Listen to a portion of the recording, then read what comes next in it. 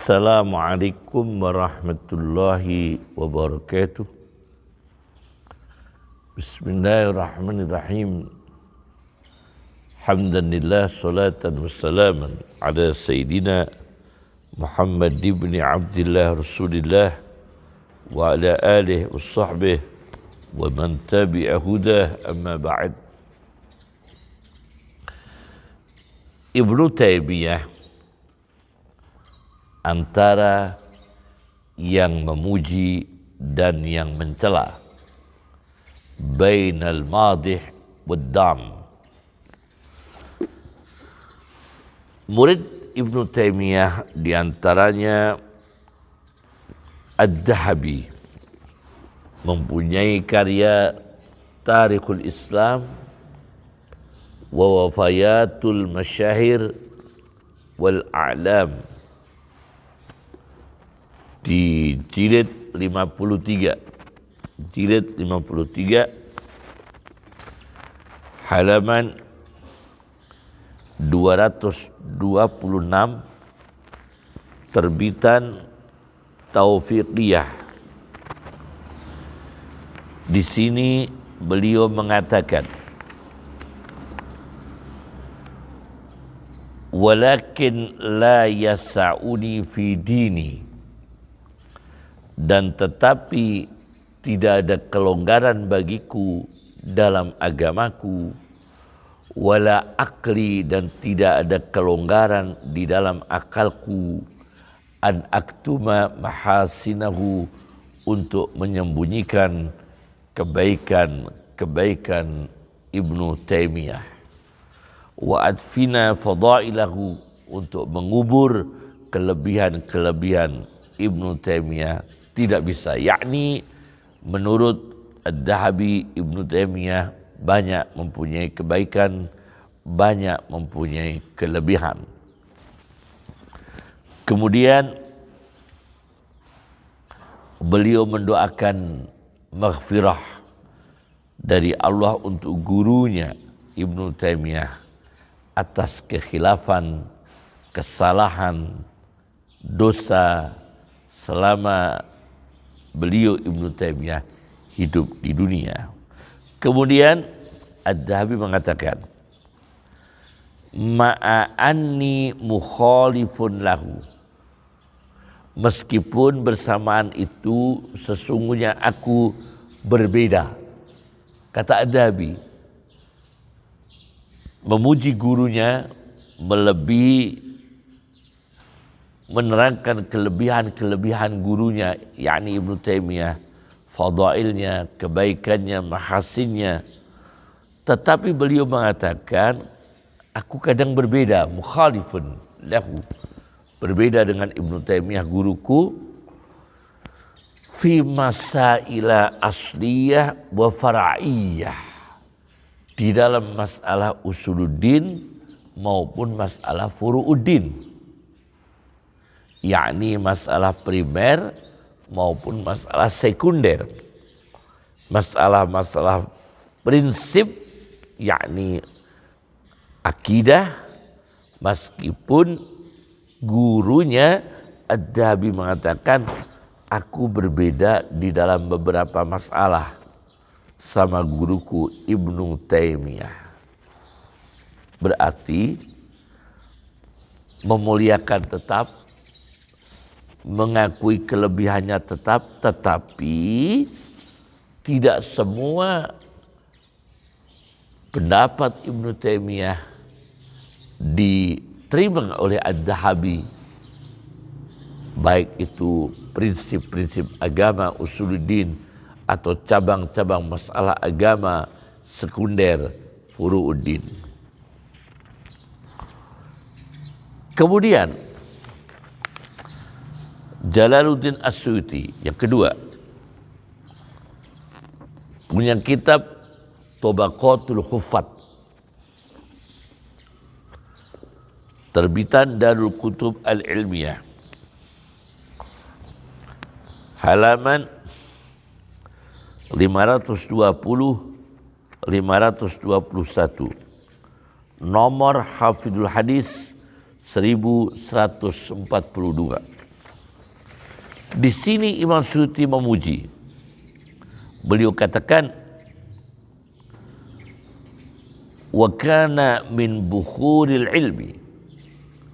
Ibnu Taimiyah termasuk samudra ilmu. Wa minal adkiya, termasuk orang cerdas, al-ma'dudina, yang hanya bisa dihitung saking sedikitnya. Wasuhat, beliau ulama yang zahid, termasuk orang-orang zahid. Bahkan Jalaluddin As-Suyuti mengatakan, alafa salasa mi'atin mujalladah, tidak kurang dari 300 jilid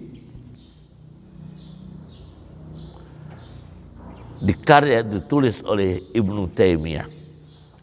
Wafat tahun 728 bulan Dzulqa'dah tanggal 20. Nah, Ad-Dhahabi memuji dan mengakui ada yang tidak diikuti dari Ibnu Taimiyah, tidak diikuti dalam beberapa prinsip usuluddin dan furu'uddin. Kemudian yang ketiga, saya baca dari analisis guru besar hadis, yaitu Ibnu Hajar Al-Asqalani, pengarang Fathul Bari. Dalam kitabnya Ad-Durarul Kaminah fi A'yanil Mi'ah As-Saminah, mengenai tokoh-tokoh terkemuka abad 8 Hijriah. Ad-Durarul Kaminah fi A'yanil Mi'ah As-Saminah, jilid 1. Mengenai Ibnu Taimiyah, Ibnu Hajar Al-Asqalani mengatakan, Ibnu Taimiyah pada akhirnya tobat setelah menyampaikan akidah tentang Allah berada di arsy. Dan Ibnu Taimiyah mengatakan Ar-Rahman 'alal arsy istawa, Allah Maha Pengasih bersemayam di atas arsy, laisa 'ala dhahirih. Ibnu Taimiyah tidak bisa difahami secara lahiriah. Wala a'lamu kunhal muradi bih, dan aku tidak tahu hakikat yang dikehendakinya. Kemudian Ibnu Taimiyah mengatakan, summa syahadu alaih, kemudian kalian bersaksilah kepada Ibnu Taimiyah, yakni dirinya, annahu taba, telah bertobat dari akidah-akidah termasuk mengatakan Allah bersemayam di arsy. Akhirnya taubatnya Ibnu Taimiyah ini disaksikan pada tahun 707 bulan Rabiul Awal tanggal 15. Wa syahida alaihi bidzalika jam'un jammun, dan bersaksi atas Ibnu Taimiyah dengan taubatnya itu himpunan yang beranggotakan banyak minal ulama, para ulama, wa khairihim, dan selain ulama.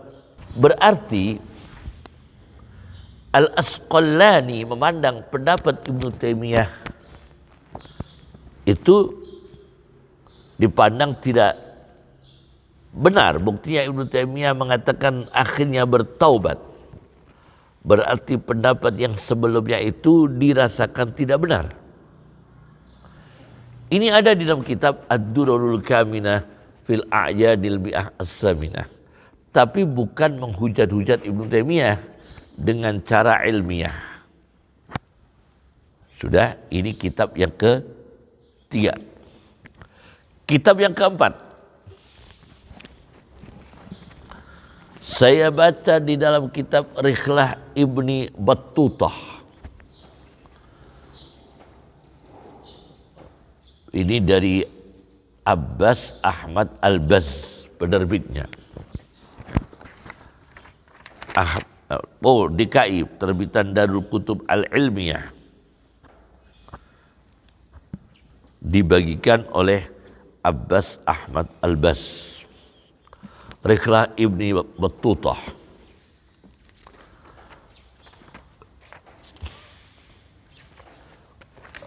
Di halaman 113,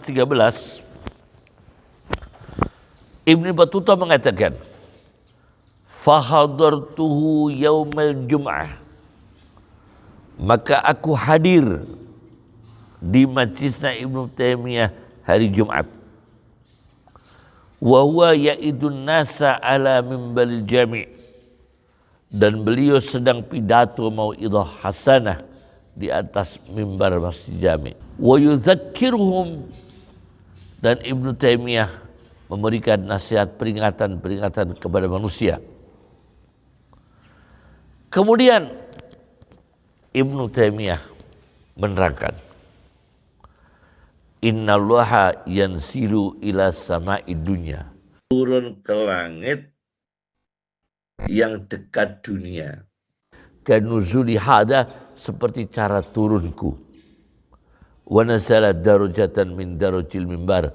Ibnu Taimiyah mempraktekkan turun dari mimbar yang atas, kemudian turun dengan tangga-tangga mimbar ke bawah, ke bawah, ke bawah. Kata Ibnu Taimiyah, seperti itulah Allah turun pada langit yang dekat dunia. Seperti itulah. Nah, menggambarkan Allah itu turun seperti fisik Ibnu Taimiyah turun dari mimbar. Ini jelas tidak dibenarkan oleh syariat. Akhirnya ada ulama ahli fikih namanya Ibnu Zahra ingkar, protes, karena Allah turun dengan bahasa metafor, dengan bahasa kinayah, dipraktekkan dia Ibnu Taimiyah turun dari tangga ke tangga ke tangga ke bawah. Seperti inilah turunnya Allah ke langit yang dekat dunia. Akhirnya Ibnu Zahra ini dipukuli dengan tangan dan sandal sampai serbannya jatuh. Nah, yakni pendapat Ibnu Taimiyah itu ketika cerita Allah turun ke langit yang dekat dunia seperti turun dari mimbar, akhirnya membawa protes umat Islam. Jadi kesimpulannya Ibnu Taimiyah ini sejak dulu ada yang memuji dengan pujian yang objektif seperti Jalaluddin Asyuti dalam Tabaqatul Khufatnya, kemudian Ad-Dahabi, saya memuji kebaikan, kelebihan, tetapi beberapa masalah usuluddin, furu'uddin, masalah prinsip, saya berbeda dengan guru saya Ibnu Taimiyah beberapa masalah. Kemudian data yang kita peroleh dari Ibnu Hajar Al-Asqalani dikatakan bertobat, berarti ada beberapa catatan yang akidah beliau, pemikiran beliau yang bermasalah. Kemudian Ibnu Battutah tentang Ibnu Taimiyah mempraktekkan turunnya Allah, dipraktekkan seperti turun dari tangga, ini juga menjadi masalah. Nah, oleh karena itu kita sebagai umat Islam menjaga kehormatan para ulama. Saya secara pribadi ikuti arahan Imam Suyuti, Imam Ibnu Hajar Al-Asqalani, Ad-Dahabi, beliau ulama-ulama besar. Kita tidak boleh menghujat-hujat, melaknat-laknat kepada Imam Abul Hasan Al-Asy'ari, kepada Imam Ghazali, kepada Imam Abu Mansur Al-Maturidi, kepada Ahmad bin Hanbal, termasuk kepada Ibnu Taimiyah.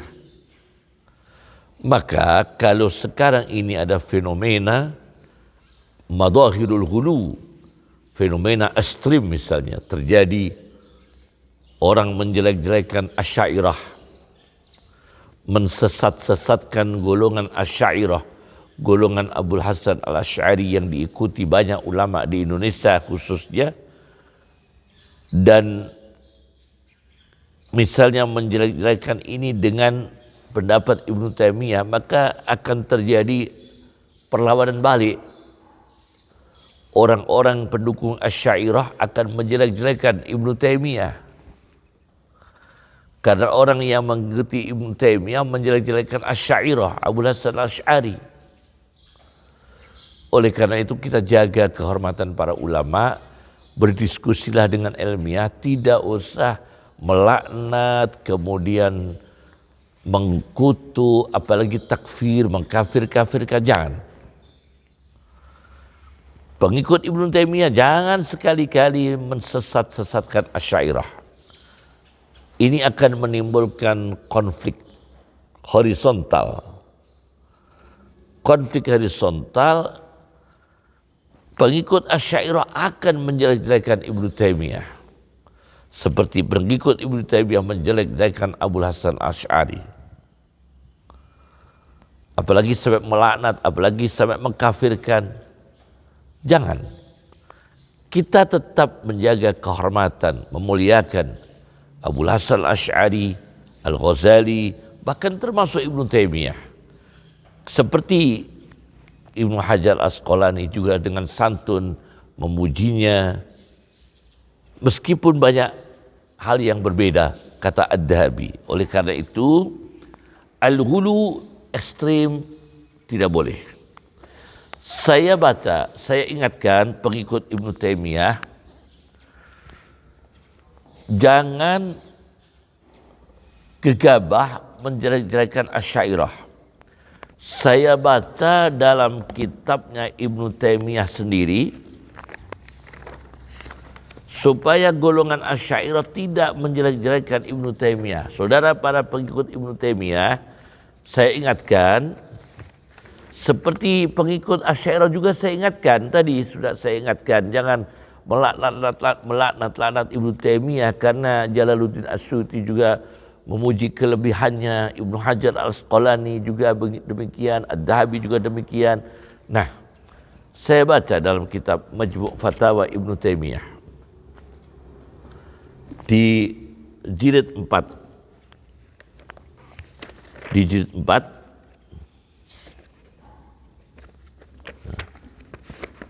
Majmu' Fatawa Ibnu Taimiyah jilid 4 halaman 16. Majmu' Fatawa. Ini terbitan mana ini? Tidak disebut penerbitnya. Ya. Ini Jam'un wa Tartib Abdurrahman bin Muhammad bin Qasim Al-Hambali An-Najdi.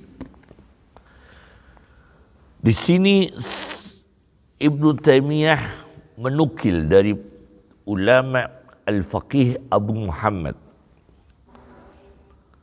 Wa amma la'nul ulama, dan adapun melaknat para ulama. Ini di Majmu' Fatawa Ibnu Taimiyah. Melaknatnya para ulama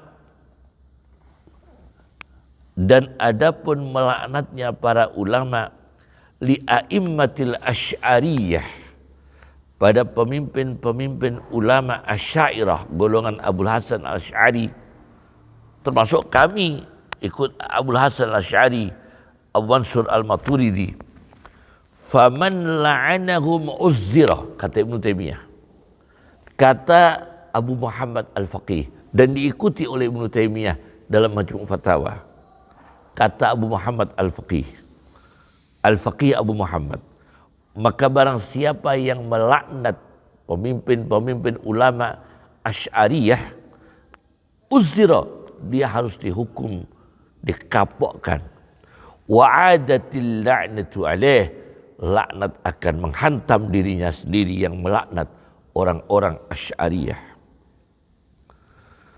Faman la'ana man laisa ahlan lila'nah, maka barang siapa yang melaknat kepada orang yang bukan berhak mendapatkan laknat, waqa'atil la'natu alaih, maka laknat jatuh pada dirinya. Ibnu Taimiyah mengikuti Al-Faqih Abu Muhammad, wal ulama ansaru furu'iddin. Ulama adalah penolong, pembela, penjaga, pelindung masalah-masalah sekunder dalam agama. Wal asy'ariyah ansaru usuluddin. Dan golongan asy'ariyah adalah penolong, pembantu, pelindung prinsip-prinsip agama. Meskipun Ibnu Taimiyah berbeda dengan Asy'ari, tapi mau memuji Asy'ari, mau memuji golongan Asy'ariyah. Nah, saudara kalau memang pengikut Ibnu Taimiyah, jangan mencela, menghujat, menjelek-jelekan ahli sunnah wal jamaah, Abul Hasan Asy'ari, Abu Mansur Al-Maturidi, melaknat Al-Ghazali. Otomatis mengundang reaksi dari pengikut Asy'ariyah untuk membalas dan akhirnya menjelek-jelekan, menghujat, mengkutuk Ibnu Taimiyah. Inilah akibat horizontal ini yang ekstrim. Meskipun ada perbedaan, kami secara pribadi ikut Asy'ari, Abu Mansur Al-Maturidi. Tentu ada perbedaan beberapa masalah. Seperti Ad-Dhahabi berbeda dengan Ibnu Taimiyah beberapa masalah. Padahal Ad-Dhahabi pengikut Ibnu Taimiyah. Apalagi kami, para ulama kami pengikut Asy'ari. Tentu banyak beda dengan Ibnu Taimiyah. Tapi kita tidak boleh menghujat-hujat, melaknat, mengkafirkan, tidak boleh. Saya baca, di antara perbedaan yang populer adalah masalah bersemayam di atas ars. Ini yang paling di antara masalah yang populer. Saya ambil contoh. Ini kitab yang ke-6. Majmu' Fatawa Ibnu Taimiyah. Jilid 3. Halaman 225 226 tentang Ar-Rahmanu 'alal arsyistawa. Allah yang Maha Penyayang bersemayam di atas ars. Di atas ars.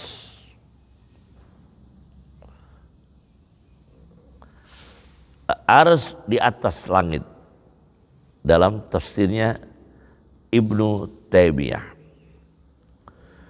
Kemudian Ibnu Taimiyah mengatakan kalau Allah istawa di atas ars diartikan menguasai atau memiliki atau mengalahkan, itu tafsirnya Mu'tazilah, tafsirnya Jahmiyah, tafsirnya Haruriyah, kata Ibnu Taimiyah.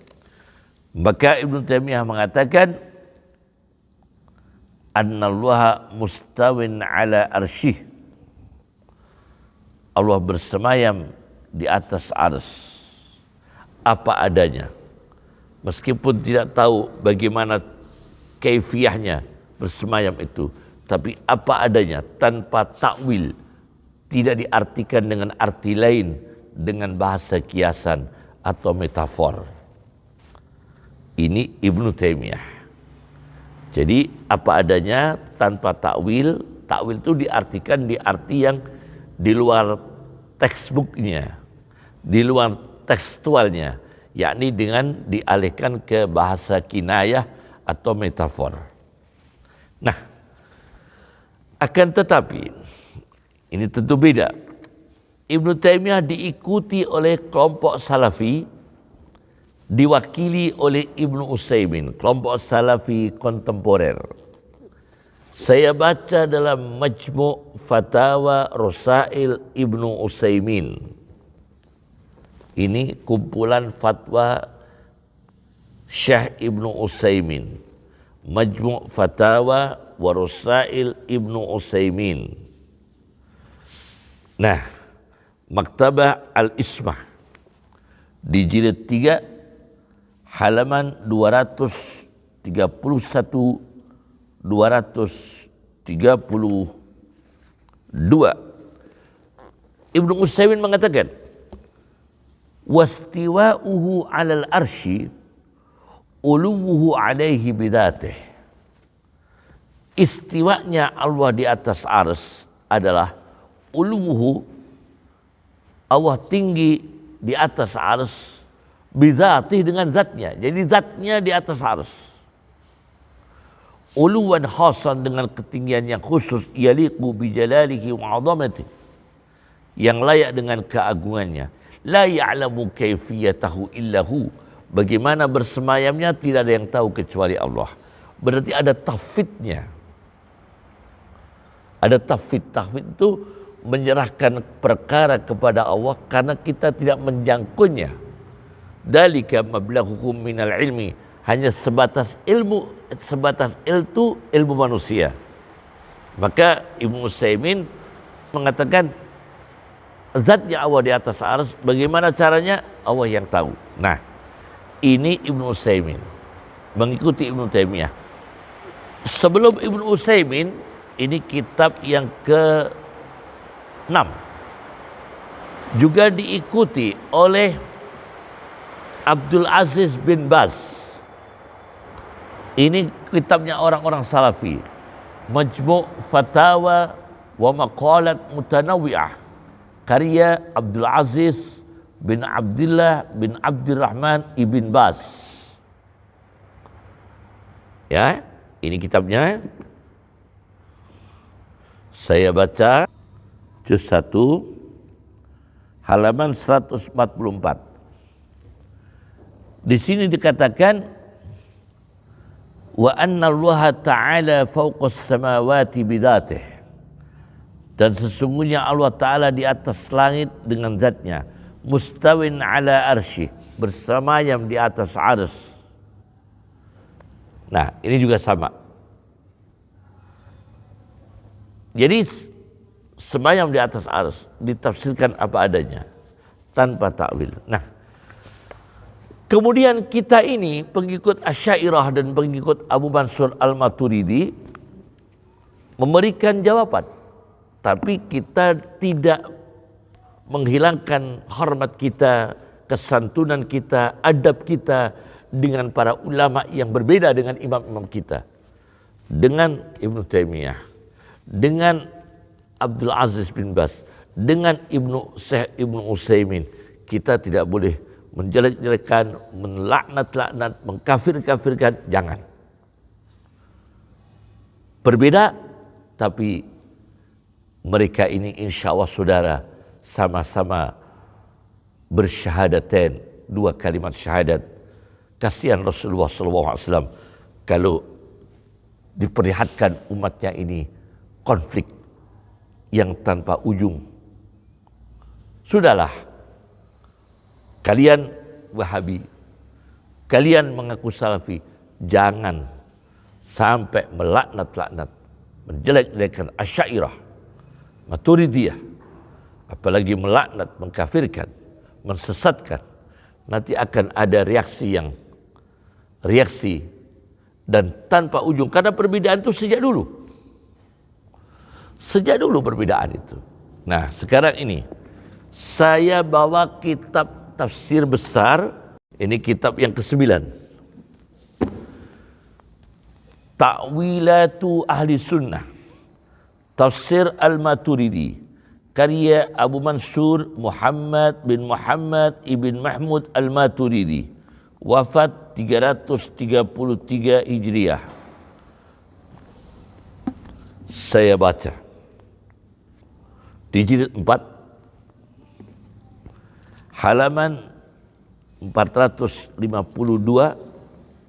453, 454 tentang bersemayam di atas arsy, yaitu menafsirkan ayat 54 surat Al-A'raf, summa stawa 'alal arsy, kemudian Allah istiwa di atas arsy. Kata beliau Abu Mansur Al-Maturidi, tindakan Allah yang berkaitan dengan penciptaan itu dalam Al-Quran banyak redaksi. Allah menciptakan berbagai makhluk dan ciptaannya itu dengan redaksi yang berbeda-beda. Ada redaksi pakainya fatoro, dari kata fatoro, artinya mencipta. Seperti contoh ayat 101 surat Yusuf, Fatiras samawati wal ardi. Allah menciptakan seluruh langit dan seluruh bumi dari fatara. Yang kemudian dari kata ja'ala, menjadikan. Surat Fatir ayat 1. Fatir ayat 1. Allah disebut ja'ilil malaikati rusulan. Ja'ilil malaikati rusulan. Allah menjadikan malaikat sebagai utusan Allah dari kata ja'ala. Kemudian dengan redaksi dari kata anzala. Ini terkait ciptaan Allah. Di Al-Baqarah ayat 22, wa anzala minas sama'i ma'a. Dan Allah menurunkan dari langit air. Dari kata anzala. Dan sebagainya. Dengan redaksi yang berbeda-beda. Kemudian ketika Allah menciptakan langit,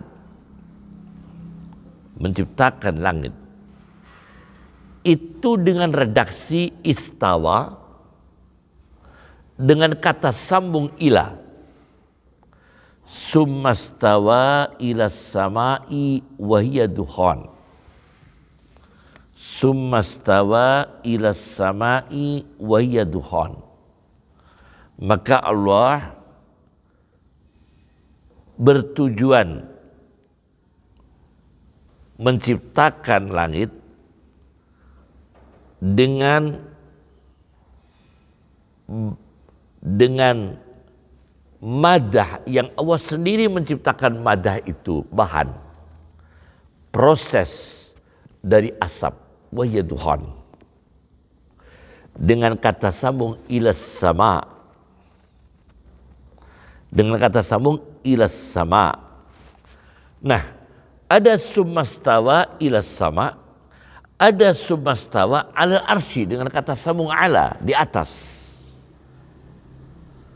Nah, oleh karena itu kata sambung ini ala bisa maknanya bukan di atas. Nah, ini Abu Mansur Al-Maturidi. Ada kata sambung ila, ke. Kalau ala di atas. Summastawa al-arsy.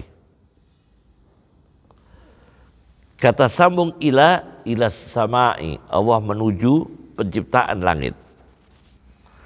Nah, di sini data-data dalam Al-Quran kata ala, harfu jarrin ala, tapi maknanya bukan ala. Seperti satu, Al-Mutaffifin ayat 2. Idaktalu 'alan nasi. Ketika mereka yang mengurangi timbangan sedang kulaan. Kulaan menakar barang 'alan nasi, atas manusia. Itu bukan atas manusia, dari manusia. Karena kita kulaan barang. Al-Quran dengan kata penghubung ala nas, menakar barang atas manusia. Kalau memaknai dari manusia, jadi ala bisa diartikan an. Satu. Kemudian ada lagi ala maknanya di sisi.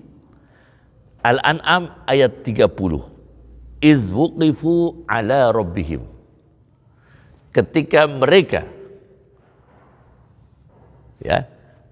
ini dihentikan ala rabbihim, atas Tuhan mereka. Bukan dihentikan atas Tuhan, tapi dihentikan untuk disidang di sisi Tuhan, yakni Allah Subhanahu wa taala. Jadi ala rabbihim diberikan makna inda rabbihim. Nah, di sisi Allah manusia dihentikan untuk disidang. Allah sudah maha tahu meskipun tanpa sidang.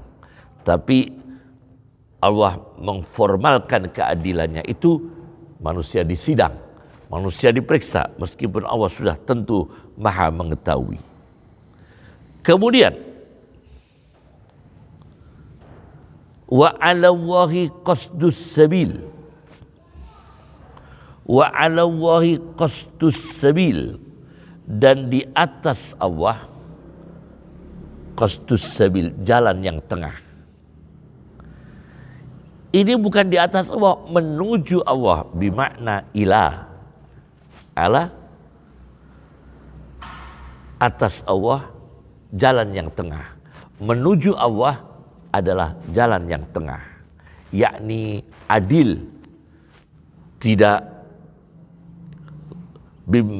bainal tafrid wal ifrat, antara berlebihan, melampaui batas, dan kelalaian. Bainat tafrid wal ifrat, antara kelalaian dan melampaui batas. Jalan tengah Allah, bukan ala di atas, bermakna ilaih, kepada Allah. Maka summastawa 'alal 'arsy, Allah menuju ars untuk proses. Ars diartikan apa? Alal arsy wa huwa 'alal ma'. Ars itu di atas air. Wa kana arsyuhu 'alal ma', Al-Qur'anul Karim. Allah bertujuan pada ars untuk apa? Untuk disempurnakan, ditinggikan, disempurnakan. Summastawa 'alal arsy ay ilal arsy. Summastawa ilas sama', Allah menuju langit untuk diproses menjadi langit yang sempurna. Wa yaduhan, berbahan asap. Jelas, Allah bisa diberikan makna ilah. Sekarang kamus yang khusus Al-Quran dalam masalah ini. Mu'jamu Mufradati Al-Fadil Quran, karya Raghib Al-Asfahani. Ini kitabnya, terbitan Darul Fikr. Ketika menafsirkan Ar-Rahman 'alal arsy istawa, nah ini lughat. Pakar bahasa ini bukan mewakili dari teolog, bukan mewakili dari Asy'ari, Maturidi, Ibnu Taimiyah, Salafi, Wahabi, bukan. Tapi mewakili dari ahli bahasa. Beliau mengatakan, di sini ada katakan, wa mata udiya bi'ala, apabila istawa dimuta'addikan dengan ala, wa mata udiya, transitif dan intransitif, yaitu fi'il muta'addi, fi'il yang transitif, mempunyai maf'ul. Wa mata uddiya, dan apabila kalimat fi'il itu muta'addi, bi'ala, dimuta'addikan dengan ala, seperti Ar-Rahmanu 'alal arsy istawa. Nah, berarti istawa muta'addinya dengan ala. Iqtada, maka mengharuskan, menunjukkan makna istila, makna menguasai. Jadi Ar-Rahman 'alal arsy istawa, Allah Maha Pengasih menguasai ars, bukan bertempat di ars. Jelas sudah, dengan berbagai pendekatan ayat-ayat Al-Quran sendiri, at-tafsirul Qur'ani lil Qur'an. Orang Salafi punya tokoh namanya Abdul Karim Al-Khatib, pengarang kitab at-tafsirul Qur'ani lil Qur'an. Jadi ini ala sebagai tanda muta'addinya istawa, maknanya apa? Iqtada maknal istila, dimaknai menguasai. Ini di kitab Mu'jamu Mufradati Al-Fadil Quran halaman 257. Jadi jelas ini pendapat diikuti oleh orang-orang Asy'ari dan orang-orang Maturidi, tidak mau mengatakan Allah bertempat di arsy. Bukan sesat. Jadi para pengikut Ibnu Taimiyah, para pengikut Ibnu Utsaimin, para pengikut Abdul Aziz bin Baz, hormati Asy'ari, jangan kalian sesatkan, jangan kalian laknat-laknat. Nanti orang-orang awam dari orang-orang Asy'ari menghujat-hujat Ibnu Taimiyah, itu juga tidak boleh. Melaknat-laknat Ibnu Taimiyah juga tidak boleh. Melaknat-laknat Ibnu Utsaimin, melaknat-laknat siapa? Abdul Aziz bin Baz juga tidak boleh, karena mereka ini juga para ulama. Meskipun beda. Saya pribadi pengikut Asy'ari, pengikut Abu Mansur Al-Maturidi. Assalamualaikum warahmatullahi wabarakatuh.